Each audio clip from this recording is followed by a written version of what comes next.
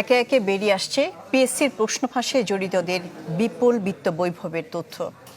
রাজধানীর অভিজাত এলাকা সহ দেশের বিভিন্ন স্থানে গাড়ি চালক আবেদ আলীর শত কোটি টাকার সম্পত্তি গড়ার অভিযোগ মিলেছে, যার সত্যতা নিশ্চিতের চেষ্টা করছে চ্যানেল 24।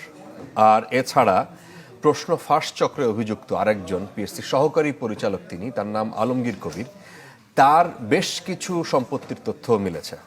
অন্যদিকে জড়িত থাকার কথা জানিয়ে আদালতে স্বীকারোক্তি দিয়েছেন আবেদ আলী সহ গ্রেফতার 7 জন।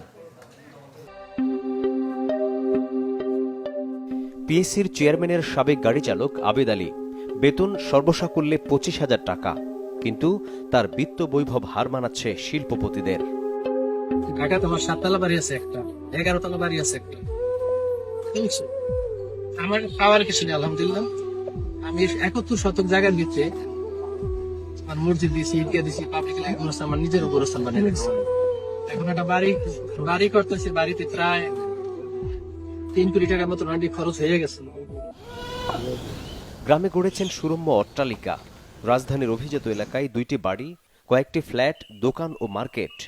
তাছাড়া ঢাকা, মানিকগঞ্জ, চট্টগ্রাম, কক্সবাজার ও বাগেরহাটে বিপুল পরিমাণে জমি ও স্থাপনা গড়ার অভিযোগ রয়েছে, যার সত্যতা যাচাইয়ের চেষ্টা করছে চ্যানেল 24।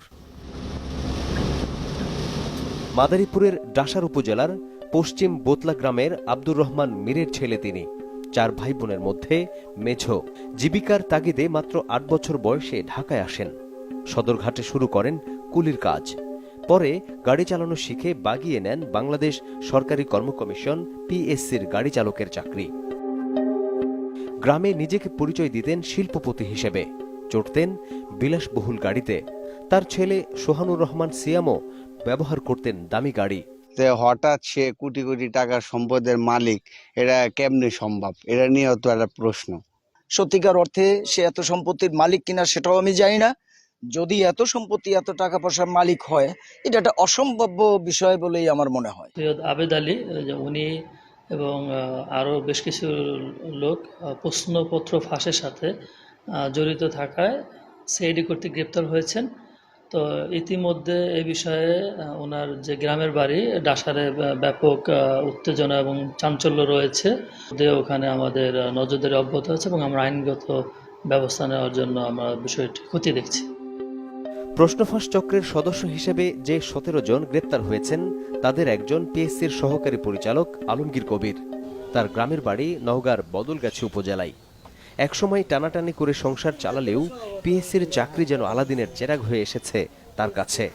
মাত্র কয়েক বছরেই নিজ গ্রামে কিনেছেন বিঘাই বিঘাই জমি। যেহেতু একটা অবশ্যই বড় চাকরি করে, অবশ্যই একটু গাড়ি তো পায়, সেসব পায় নাই মনে হয়, গাড়িটা কিনছে। সে চাকরি করে, মাঝে মধ্যে আসে, ওই যে বললো, আর তার আব্বা বললো ঈদের সামনে আসে, এই খরচ পাতি করে খাওয়া দাওয়া করে চলে যায়।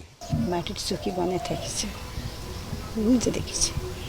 এখন বিশাল হয়ে গেছে, 2টা রুম করলো, বিশাল ঢাকার মতন করে দিচ্ছে। গ্রেপ্তার 17 জনের মধ্যে আদালতে স্বীকারোক্তি দিয়েছেন আবেদ আলী সহ 7 জন। এছাড়া চক্রের সদস্যদের ব্যাংক হিসাব জব্দ করেছে বাংলাদেশ ব্যাংক। আসিফ জাহাঙ্গীর, চ্যানেল 24, ঢাকা।